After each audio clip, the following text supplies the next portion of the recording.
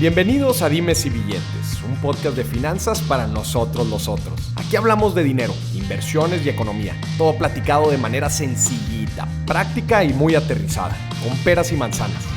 Yo soy Moris Dieck, un fiel creyente de que necesitamos educación financiera para tomar mejores decisiones en nuestra vida. Y también creo firmemente que juntas la educación e inclusión financiera son pilares fundamentales para que todos tengamos una vida mejor. Así que prepárate. 3, 2, 1. Comenzamos. Hello, everybody. Welcome to another episode of Dimes y Billetes. We have a very special guest today, Paolo Ardoino. He's the CTO of Bitfinex, one of the most famous crypto exchanges worldwide. Paolo, welcome to the show. Thank you very much, Moris. It's a pleasure to be here with you today.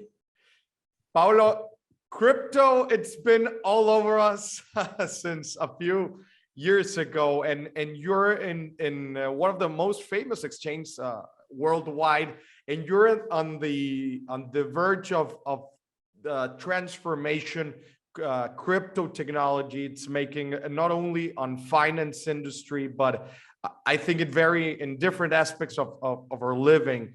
So And there's also been a lot of news around the topic, countries making great announcements involving crypto. So let's start the show by asking, what does crypto and all this technology, blockchain technology, mean for you, Paolo?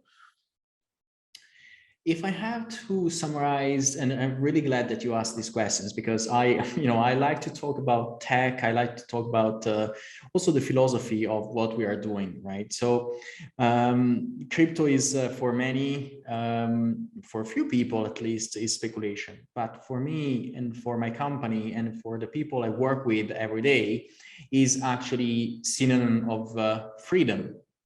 So crypto is that movement, that the financial movement that started with the invention of Bitcoin, starting from the financial crisis in 2008. A person or a group of persons called Satoshi Nakamoto was extremely sick of what was happening in the traditional finance. So they came together, or at least one person created what we call today Bitcoin, and so created this white paper, the first Bitcoin node created. So this solution, Bitcoin, unified different technologies available to create the first proof of work based, decentralized, peer-to-peer, and secure coin in the world. So that was, in a certain sense, Bitcoin is the currency of the web, the currency of the internet. The thing that I really like about it is that this it's a currency that cannot be controlled by anyone. It started. It is exactly as it started. Many people tried to control it, and they always failed. So till today, after 12 years, it is still proving to be exactly as it was meant to be. So trustless, secure, decentralized, and peer-to-peer. Now, with crypto is also, and Bitcoin started this movement that have the huge aim of helping people getting their financial freedom. And one thing that I always say that is one of the things that I really do care more about is the fact that in the world there are 2 billion people that are called unbanked. They are unbanked not because they are bad people, right? That the reason why they are unbanked is that they are too poor to afford a bank account. And that is sad to be said. So it's extremely sad, it's terrible that someone cannot have a fair access to financial services just because they are not meeting the minimum standard that banks require in order to onboard them and keep their bank account alive.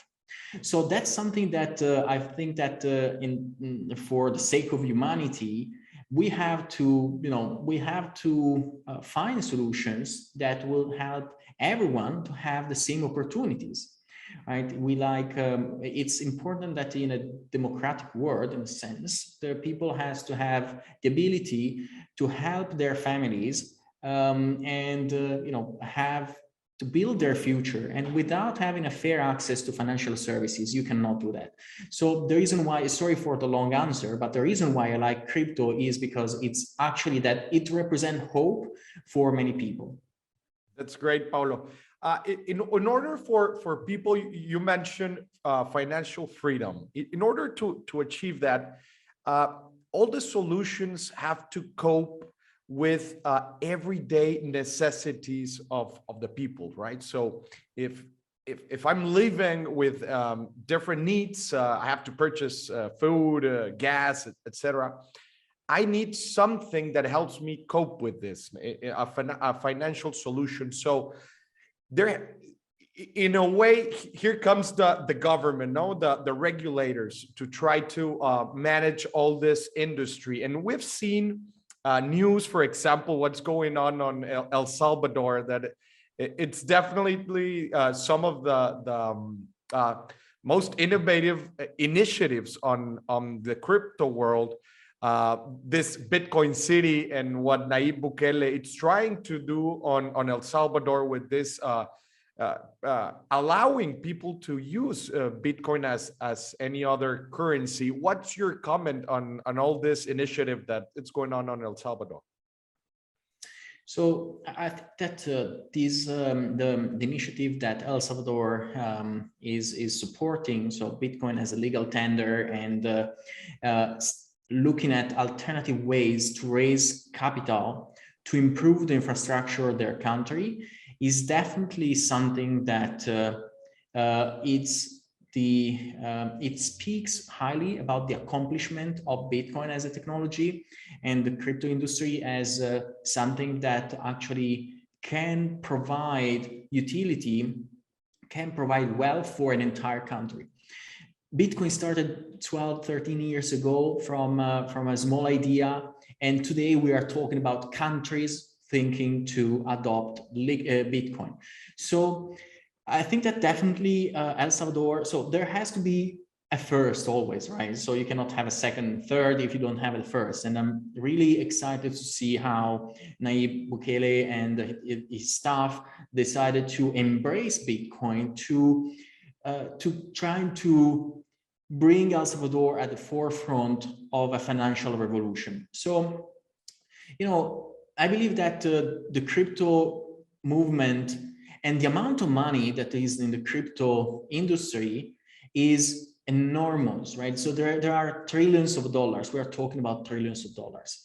And for a government, thinking that if they are one of the first governments that embrace crypto and give a place to Bitcoiners, to crypto people to live in a nice environment, an environment that is created for them, that will make the usage of crypto easy and so on, that is an extremely smart move, we think about it, right? Because if you are the first one, you are the one that could attract the majority of the capitals that, or at least a lot of capitals from the crypto world. We have seen that El Salvador already had a better year in respect of the previous financial year, thanks to the fact that they attracted a lot of wealth from the Bitcoin industry, because now everyone that I know and many people on the internet talk continuously, constantly about El Salvador. We should move there, we should open a company there, we should invest there, this is great, and so on. So it's definitely, there is a lot of excitement. Of course, maybe not everything is perfect, but definitely what I'm seeing is excitement, interest. And if you are government, you have, as a country, El Salvador has many countries, as basically every single country in the world, almost every single country in the world has debt, right? So in order to improve the quality of life of your citizens, you should try to reduce the debt. And thinking that you can do that, attracting wealth from the crypto industry, is actually a smart move. Paolo, you've seen Bitfinex has been around since 2012. You've seen a lot of the evolution of the crypto industry in all these years. What's your aim for the following years? What are you enthusiastic about the next years in order to continue in this process of consolidation of the industry? You already said a government trying to adopt it. It's a huge step. But what keeps you up at night for the next years, and what you're optimistic about? So I keep thinking where we were 5 years ago. Was 2016, 2017. So 5-6 years ago, there were no ICO basically. The entire crypto industry was at the very beginning. And it started growing, this industry, at an increasing pace. Every year, more people were jumping in all the different jobs that this industry created. Developers, marketing, economics, trading, customer support, compliance, everything that the crypto created an enormous amount of jobs. So, and it's the pace at which this is happening is even increasing further. So I think that in 5 years from now, given the pace that we are at now, we are going to see actually what we call mass adoption. Right now, definitely crypto is in a situation where we have nice utilities, we serve payments, Bitcoin is a store of value. A country like El Salvador has adopted Bitcoin as a legal tender, and now companies, even global companies like McDonald's and Starbucks, are accepting payments in Bitcoin via Lightning Network. So this is today. And that happened in 1 year after a country started pushing hard on Bitcoin, or even less than 1 year. So imagine what will happen in 5 years. So I believe that we will discover that not all the blockchains will work. That I'm pretty sure about that. I'm being someone that coded and dedicated its entire life to development. I'm pretty sure that we'll see a lot of blockchain actually not being able to scale for the necessity, for the requirements of actually masses. So right now we have, blockchains that can handle 2,000 transactions per second, 1,000, 10,000, but that's not scalable enough. I believe that in 5 years, we'll see a replacement of companies like Visa and MasterCard. The replacement will actually be Lightning Network. Lightning Network is the most scalable technology that allow peer-to-peer payments. It is scalable to tens of millions of transactions per second due to its nature that is actually peer-to-peer. Most of the blockchains tend to solve this problem in optimizing the communication between the nodes, optimizing the smart contracts and so on, but they still tend to publish all the information on the base layer, on the main chain, on the layer 1. That is not the right solution. The right solution is having channels between people that want to interact with themselves and leaving aside and outside everyone else. And Lightning Network does exactly that. It's actually beautifully scalable. It is being proven by corporates like McDonald's and Starbucks, and it will be more and more adopted. We, as Bitfinex and Tether, are investing a lot of energies to create simple solutions for merchants, for people in every day-to-day life to actually use crypto and Bitcoin through Lightning Network and other services. That's great. Paolo, you have mentioned massive adoption. In order to achieve this, does it have to come with government accepting it? I don't think so. I think that mass adoption will come either if the government will accept it or not. We are seeing in Canada, we are seeing a lot of interest now in Bitcoin as an asset that cannot be seized. And that is something that is quite important to many Bitcoiners. Or in other parts like El Salvador, instead, we are seeing adoption because the government is supporting it. So you can argue both ways. I believe that when a technology, so Bitcoin does not have a marketing department. Some blockchains do have it, but Bitcoin doesn't. And Bitcoin is arrived at this point without having a marketing department, having people that saw the utility, saw the thousands of different use cases, from remittances, from payments, store value, and many others, right? So merchants in physical shops or e-commerces and so on. So the adoption will come organically. And the pace of the adoption is increasing. So basically mass adoption means we are basically breaking the critical mass for having Bitcoin widely accepted by corporates and citizens and everyone, and then eventually all the countries of the world. Paolo, how to create a safer, let me use that word, safer environment for people using crypto? There's still people that is a little bit skeptical of maybe as an asset, investment asset, or maybe as a token of, I don't know, of financial use. How to create a safer environment for everyone, exchanges and people using it, and including merchants? So that's a good question. So there are different issues now in crypto, I believe. First of all is user experience. Crypto has been created first by developers, because of course you have to code a lot, right?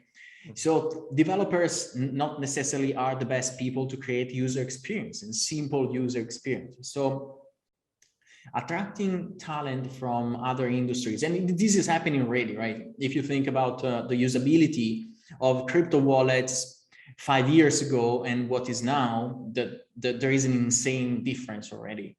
But this process has to keep happening, because crypto is targeting an enormous variety of different people.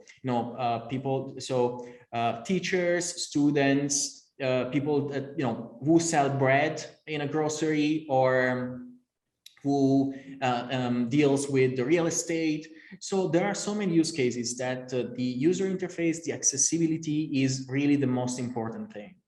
So I believe that is, in the end, crypto is a term that might die in the future, because this is money, this is wealth, and people will start using it as soon as people will understand that this is just another way. Instead of paying with your credit card, you can buy services using Lightning Network, like with Tether, with a stable coin.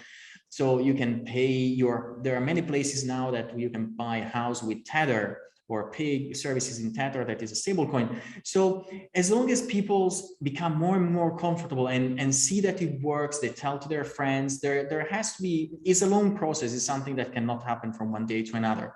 But we are getting there. Is again part of usability, user experience, and trying to hide the complexity of what is happening behind the scenes. And sometimes the crypto is too much for many people, right? So sometimes the crypto industry thinks that the entire world revolves around crypto, revolves and understand crypto, or is inside crypto. But actually crypto is a really tiny fraction of the world. The rest of the world is out there. And so it's us from the inside of the crypto world that has to go outside and look the fact that there are many people that they have to take the bus in the morning, they have to go to work, they have to bring their children to school and so on. They don't need to know all the crazy details that make us excited, right? We tend to brag about the details, but they don't care. They want to have something secure, something that works every time they need to pay. Great. Paolo, you mentioned stable coins, and I think there's a lot of people still struggling to understand what a stable coin is. So stablecoin is a really simple concept. So Tether created the first stablecoin in 2014 from a really simple use case. There was Bitcoin at that time. Bitcoin was using this amazing technology called blockchain. The idea of the Tether team was why we don't use this brilliant technology, blockchain, to move the dollar. So Tether USDT is a dollar on a blockchain, simple as that, right? So, and the way you can acquire Tethers is you send a wire, $1,000, for example, to Tether. Tether sends you back 1,000 Tethers. You don't want any more, let's say you spend a little bit of your Tethers, you have 500 left, you want back $500. You send the 500 Tethers to Tether Limited, to Tether Company, and Tether Company will send you back a wire for $500. So simple as that. So there is no magic. There is really is simple as using the dollars. Is actually a really safe product because Tether is 100% backed by reserves. That's something that is not even common in traditional finance, where banks can run in fractional reserve.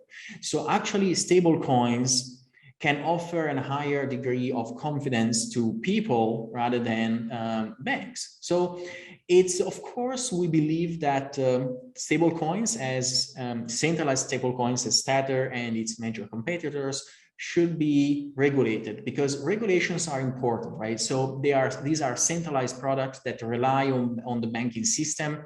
So there is the need of clear rules that allows companies like Tether to keep offering a great service to their customers, and protect their customer interests. But I think that when it comes to the concept, when it comes to the transparency and so on, there is a lot of transparency. The concept is simple and it works really well. We are seeing Tether extremely adopted in Latin America, in Turkey, in Europe, in Asia, and most of it, I would say all of it, is organic. So, we are not the type of company, maybe our competitors are, but we are not the type of company that invests tens of millions in marketing. Tether success has been organic. People use it because it's simple, because it just works. And that is the best thing. If you build a company, that's the best thing that can happen to you. That people use what you created just because it just works. That's great. Paolo, now let's talk about the gateway for the people to join the crypto world, the exchanges. Tell us a little bit more about Bitfinex and the story, how it started and how it has developed. So Bitfinex is one of the oldest exchanges, started in 2012 from one guy that started coding this platform. He found about Bitcoin pretty early. I found about Bitcoin in 2013, so just a year later. But I joined Bitfinex as a simple consultant in 2015. So Bitfinex was one of the first crypto exchanges. Actually was the first crypto exchange to offer margin trading. So margin trading is a trading solution that allows users to borrow funds and use leverage. So after the first few years, Bitfinex have been the top exchange by volume. By 2017 and 2017, Bitfinex was the biggest exchange by volume and by customer size and so on. The Bitfinex team is extremely professional, has an enormous talent. I'm humbled and happy to work with every one of them every single day. Over the years, we developed many new features, many things. We were the first exchange to adopt develop many functionalities. As we said, we had margin trading, then we had peer-to-peer trading, peer-to-peer lending. Peer-to-peer lending is still a way for a centralized crypto exchange to remain loyal to the ethos of Bitcoin and crypto in general. So, usually when banks lend funds, but they are what they call centralized lenders, right? They lend money that is belonging to other people. But with Bitfinex, we decided that was not the right way. With Bitfinex, we decided that we would be just the technological provider to have lenders meeting borrowers. So this is the innovation that we created, and that also is made what we are today, one of the biggest lending platforms in the world.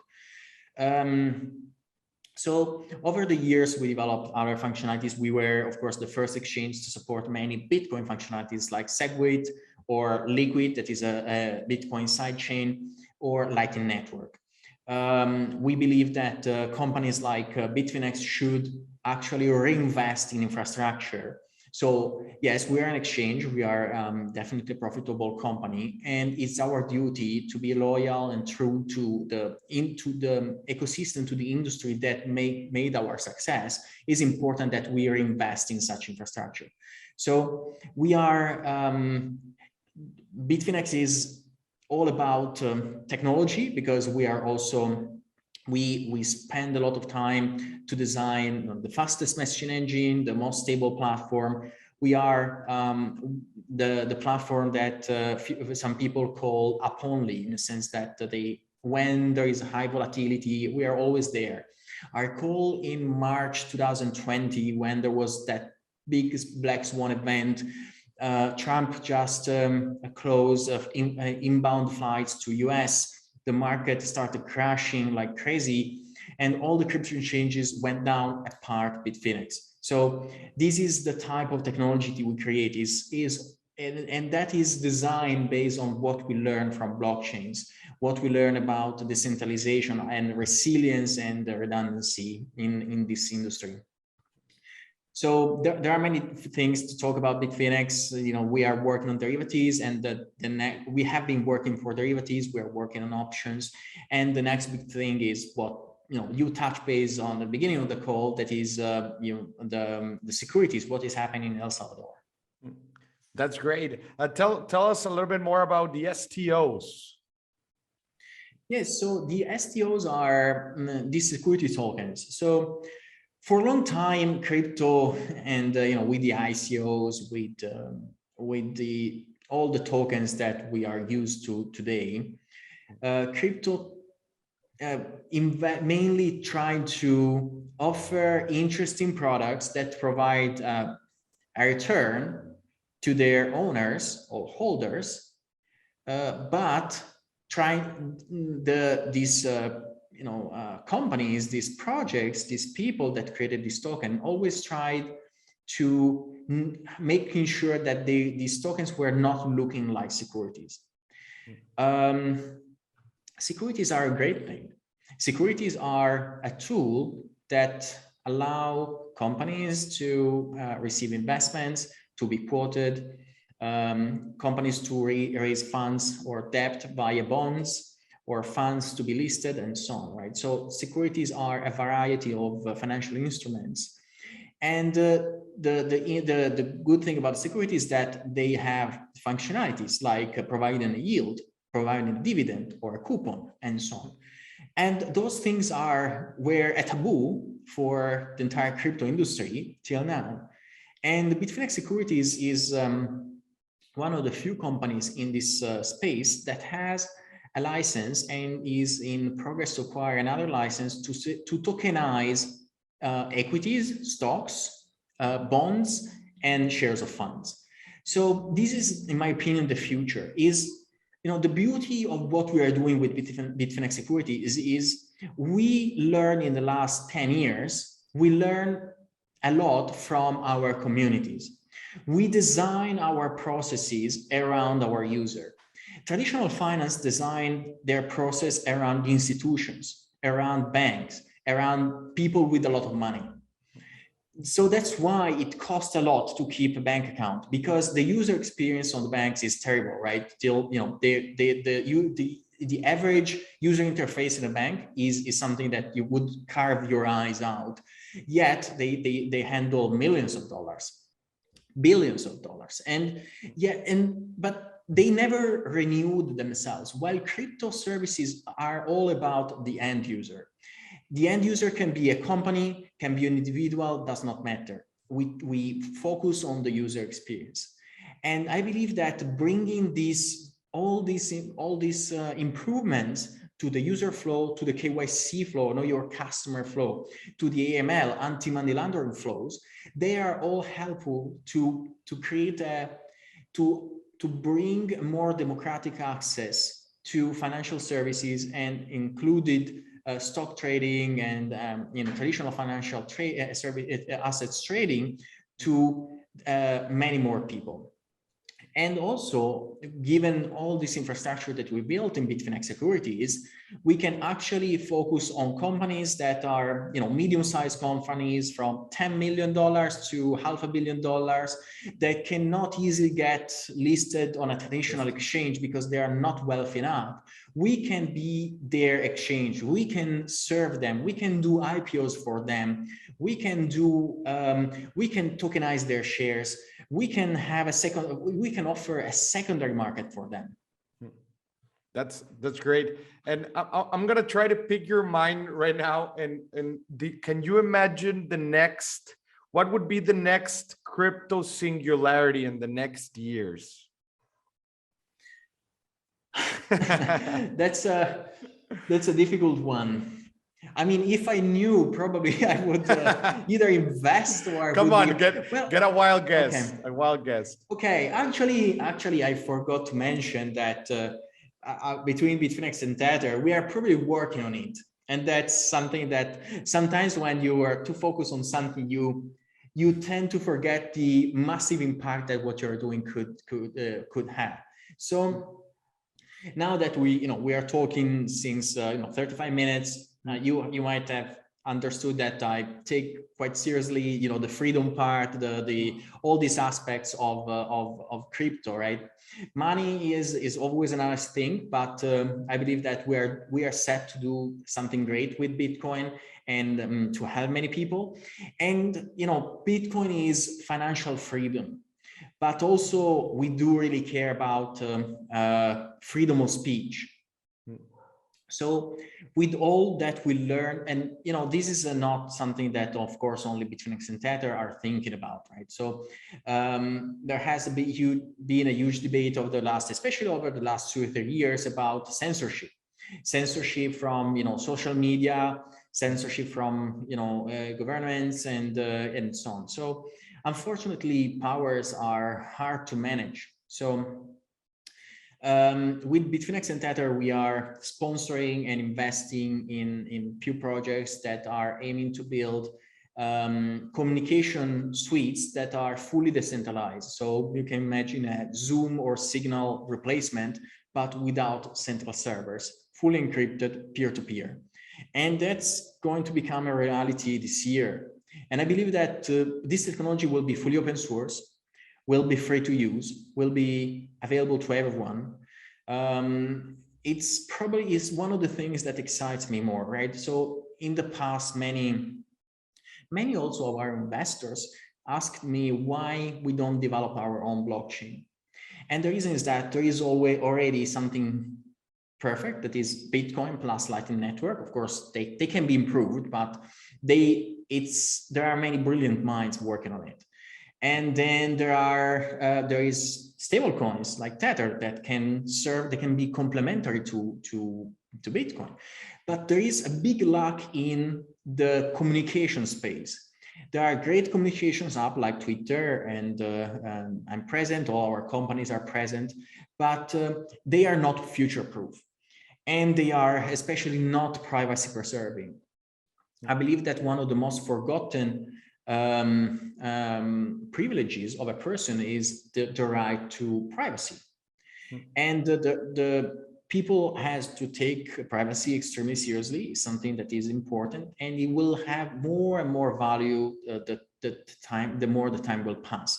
So what we want to do is actually build a suite of services that will allow people to talk in a freely, talk with their friends, talk with their team members, and so on, all in a secure way, in a decentralized way. Again, the beauty of it is that all happens without servers, because we want to demonstrate that as crypto is removing intermediaries like banks, for example, from many transactions, we can do the same also for social media and communication. That's great. And is the Facebook Metaverse something you're looking forward to it? Maybe it will be a different punch for the crypto industry, something they can work with?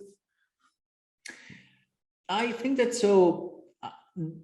Actually, what Facebook is doing is one of the reasons why we are doing our own project, because we are scared of what Facebook can be achieved, right?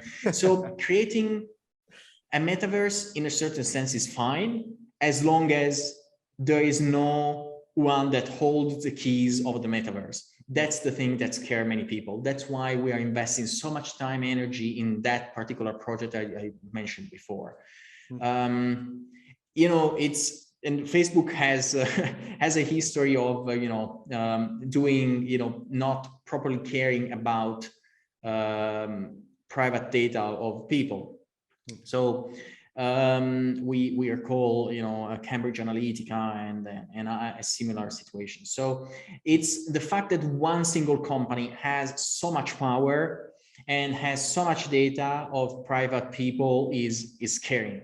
So while Metaverse is great, as long as it happens on a platform that is a truly decentralized platform, not something like a centralized blockchain where you have to have a token in order to say something. That is all about a company making money, right? So we are seeing some companies saying, well, we can build a social network on a blockchain. In order to speak, to talk, to send messages, you have to buy a token. So, and that doesn't work. That is not freedom of speech. Freedom of speech is, there are technologies that allow you to, as internet, you can connect to someone else and talk, right? That is free. It should remain free for everyone, because we have to, again, otherwise we will fall down again on the issue that if you are the unbanked, your voice will not be as loud as someone that is a bit richer than you. That's not fair. That is something that we learned from the past, and now we should work on better solutions for the future. That's great. To finish the episode, Paolo, can you tell us a little bit more about Bitfinex? There's a lot of people from Latin America that listen to this podcast. Is it available everywhere in Latin America? How can people know a little bit more about Bitfinex? So Bitfinex is available in Latin America. We have translated the website, and we are definitely looking forward to having many customers from Latin America. We don't serve the US. We want to focus on Latin America and Europe and other places in the world where we know whether we can make the difference. I believe that ourselves remaining so true to the real mission of the crypto industry and Bitcoin in specific is something that our users are appreciating, right? So it's something, in a certain sense, we are all in this together, and we do our best to bring this ethos, bring this passion also into our products, and we know that our products can serve really well Latin American based users. Great. To finish, can you send? I would love to listen to a message from you to all the community about your vision of the whole crypto experience ecosystem and what lies in the future. What would you say to everyone? I think that the most important thing that everyone in this space and outside that wants to look into this space should do is actually start learning. So approaching to crypto for speculation is not the right thing. Is all about ensuring a better future for ourselves, for our families. We don't want to end up in a situation again like 2008 that has been extremely hurtful for the entire Earth population, basically. So I think education, learning, trying, and playing with the crypto is the right approach. Of course, then the more experience you get, you can do more things like trading, but don't fall for the easy money. Always start from understanding what you are doing, and be careful. That's great. Everybody, Paolo Ardoino, he's the CTO of Bitfinex. Paolo, thank you very much for being in the program. I send you a very huge hug to Switzerland, and I hope you're very fine. Thank you for being here. Thank you very much, Moris, and thank you again, and thank you for all your listeners. I hope that they will enjoy the show. Thank you. I'm sure they will.